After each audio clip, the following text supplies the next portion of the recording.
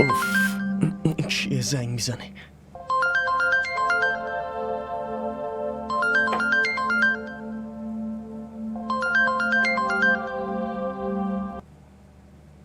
الو.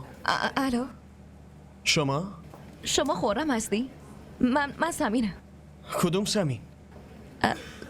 سمین، همونی که دیروز بهش کمک کردی. او پس نکنه اونا بازم اومدن.